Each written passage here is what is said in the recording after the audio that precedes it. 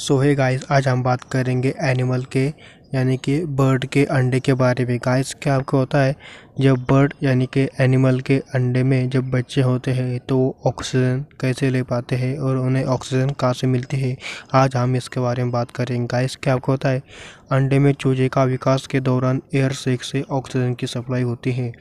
Air sac में भरी carbon dioxide बाहर निकलती है और शुद्ध ऑक्सीजन अंडे में जाती है। यह प्रक्रिया अंडे के मौजूद हजारों कोशिकाओं की वजह से पूरी होती है।